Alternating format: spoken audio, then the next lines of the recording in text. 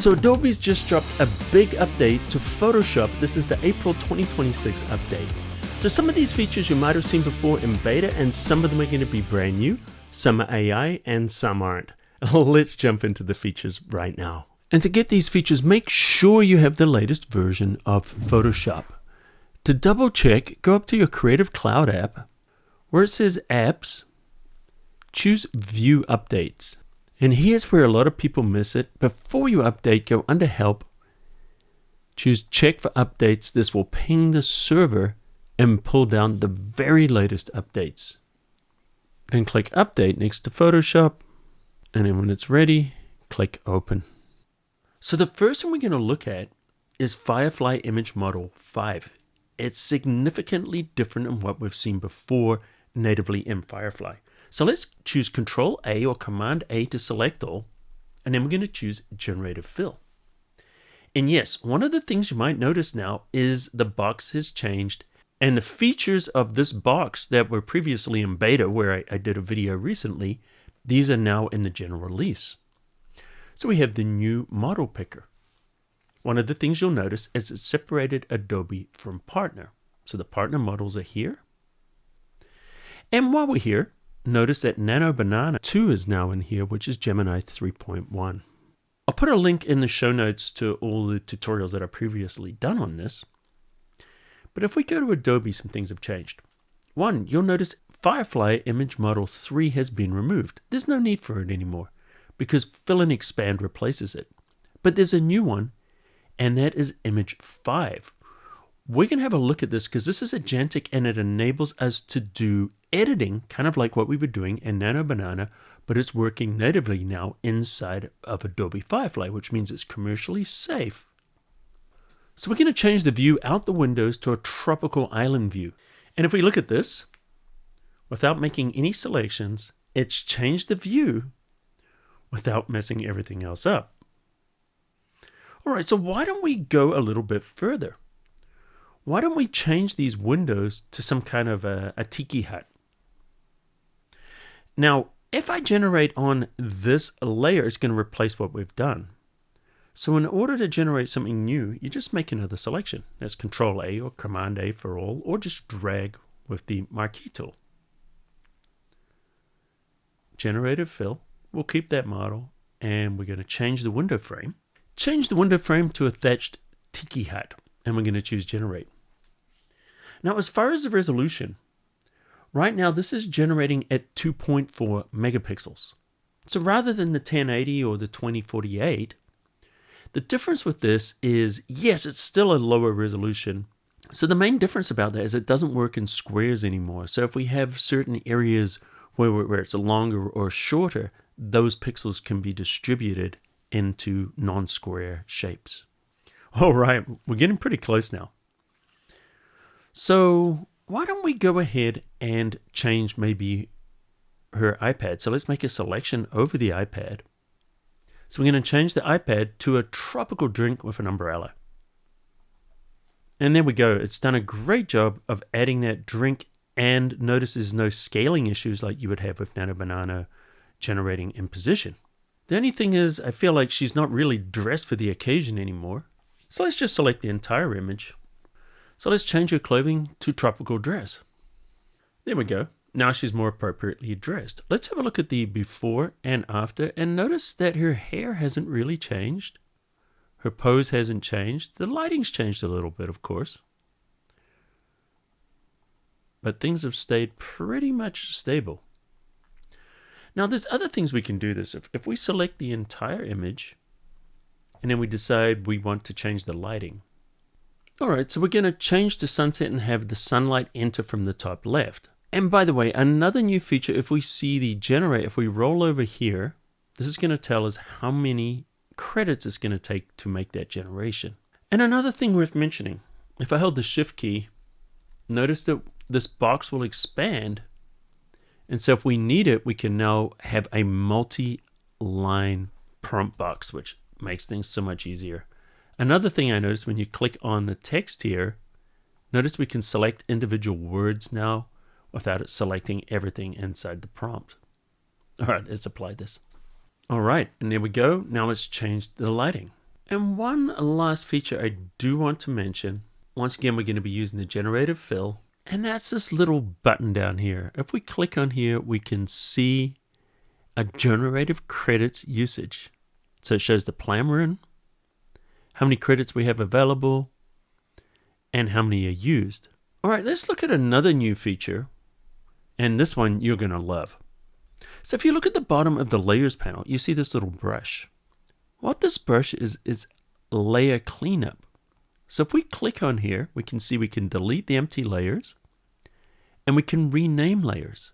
Now we could apply this to selected layers, but let's do the entire document. There's no empty layers, but we're going to choose rename.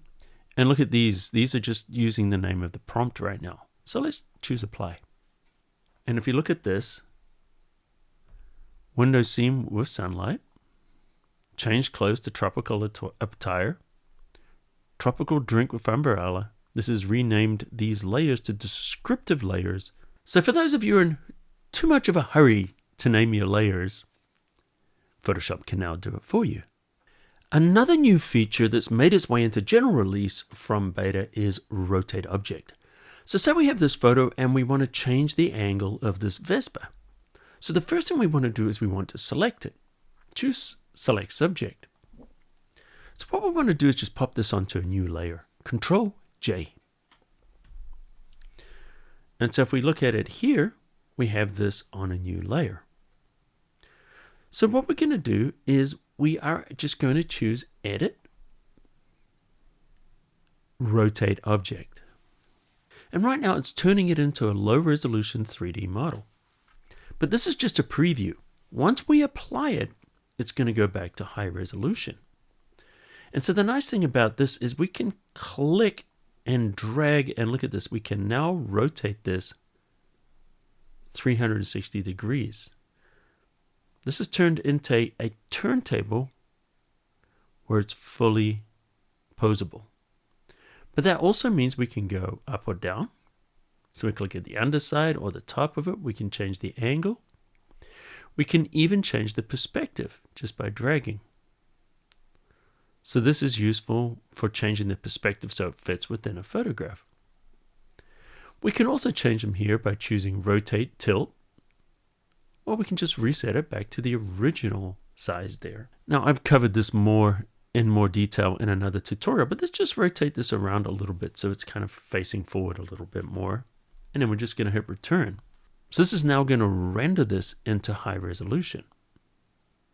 And look at that. The resolution is nice again. Now, if we go back to the original image, now we have two motorcycles. So we could, add an additional one if we wanted. Or if we want to replace the other one, it's just as simple as going to that background. Let's just control click on the cutout. So we're just going to go up here to the modify selection in the taskbar. And let's expand that selection by, 3 pixels. It doesn't need to be much. And now we're just going to remove it. So just choose remove. Great. Now we've got the empty space. We can choose our newly rotated one and just pop it on here. Looks like the edges need a little bit of work. So we could go in there and we could manually fix those edges. But for now, just to save time, I'm going to select that layer and I'm going to choose the harmonize option. And notice that does a good job of cleaning up all those edges and everything for us. We have 3 variations in harmonize. I think I like the second variation the best. Let's look at another new feature, and this is here. Yes, the new actions are now in Photoshop general release and not just beta. Since I did my tutorial when it was in beta, there's definitely a lot of additions now. So we've got essentials here, so there's some different ones we could do. But notice as we roll over, we get the previews of what these are going to look like. Here's some practical ones. We've got creative effects, different things we could do. And so this one's super useful. So we can quickly add guide presets now as these actions. And here's some other ones we can export, we can resize. There's a lot of different things we can do in here. Of course, we can choose our own actions. And here's my actions that I've made before. They still work perfectly in here. Now, there's a lot to dig in here. I'll probably do another tutorial just on this updated actions panel and all the different things we can do with it. Also from beta is the general distractors. So if we decide to grab the remove tool and we go up under find distractions, general distractions, let's locate them. And as we can see, it's highlighting all these different areas within the photograph. So we've got things like fixtures, which I notice it's selecting that sign inside the window there. Identifiable objects. So we've got these frames. Now some of these I might want to keep in here. So what I'm going to do is just make this brush bigger. I'm going to hold down the Alt or the Option key and paint away from this because I don't want these removed. It's kind of interesting as part of the picture. And maybe I want to keep that matte, but we'll get rid of this in the background. So you're basically just deciding what you're keeping and what's going to go away. Spots and dust. So it's not looking for sensor dust. It's really, it should be called blemishes, I think, because it's more blemishes in the photos. And we can see a lot of that, some of these areas here. So it wants to smoothen those out. Now, in this case, you might find this adds character, but let's just go ahead and let it do it so we can see how well it works. And then we've got text. See the text up here? And that's not really doing much, so we could definitely get rid of that. And, of course, any of these, we can change the color or opacity of these overlays. Once again, I did another video on that when it was in beta. I'll link to it. I definitely want to not remove these parts of our motorcycle. So I'm going to hold the Alt or the Option key and just kind of paint these away. But what I might do is get rid of a couple of these. I don't know if these are supposed to be on the motorcycle. So I'm just going to get rid of a couple of those. By the way, we can choose here whether or not we want to use generative AI. We can turn it off. So if you don't want to use any generative AI in your image, you can do that. You can turn it on or have auto where it will automatically decide whether it needs to use it or not. Let's apply. By the way, everything with the remove tool, including this, does not use generative credits. And look at that. That cleaned up our photo quite a bit. If we look at it before and after. Look here on the ground there. And if something happens, like say for example, it picks up some areas that maybe it shouldn't have done, we can easily just add a mask. We can easily add a mask, choose a black brush, and we're going to paint in here. Now, be aware that I'm doing this very quickly as a high level of these new features. In reality, when you're using these features, you're going to be combining them with manual editing. You're not going to just have it do everything for you. And as we can see, it missed a little bit there. And we could quickly get rid of that using many of the tools, but the remove tool will do that quite nicely. And speaking of removing things, we all love reflection removal inside of Camera Raw and Lightroom. But guess what? It's here inside of Photoshop proper now. So if we take an image that's got reflections in the glass, we can choose Edit, Reflection Removal. Now we get the ability to choose the quality. Preview is going to be the fastest. Best is obviously going to look the best. It's going to take the longest. But for most things, standard is going to work well. And we also have the ability to create separate reflection layer, which is what we want to do. Now, if you want to use this on a RAW file, do it in ACR.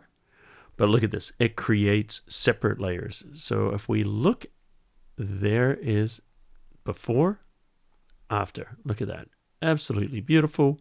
Works just as well as the Camera Raw version. And also it gives you a reflection layer. So if you just want the reflection, there we go. Now, of course, you can adjust the opacity to blend those in. So maybe if you wanted just a little bit of reflection, we could take the opacity down a little bit, control how much we want. One of the other things I love about this is sometimes I like to take that reflection and then apply it to an image if I want to make a kind of glass surface on something. All right, let's add some text on here, and we'll do it in white for now. Let's do traveling in Italy. I'm just going to choose Command T or Control T to make this bigger. Now, what if I wanted to change the shape of this? We can choose the dynamic text, and it's been added now as a circle and also arches. These were another one that were in beta that are now in the main Photoshop. So if we were to do this with the warp text, notice what it does is it stretches the letters. We really don't want that. That's why it's nice working here. This next new feature is so small you might miss it, but as far as workflow, it's huge. So if we choose filter and we go to the filter gallery and we want to add maybe lines, or let's do dots. Let's go for that pop dot kind of effect. I'm going to turn that contrast down a bit. Increase the size of these dots. And this is going to give us a cartoon look. Now, the way this has worked, every filter in here is based on the foreground and background color of Photoshop. So if you wanted to change the color, we had to jump out. Look for a second, do you see it? Yes, we now have the ability to change the foreground and the background color right here. And notice now, yes, we can change these colors. Seems like so small if you don't use these features or these tools. It's something you might even miss. But if you're someone that does use these, this is huge. And not just there, but it works on other tools here. The charcoals, the graphic pen,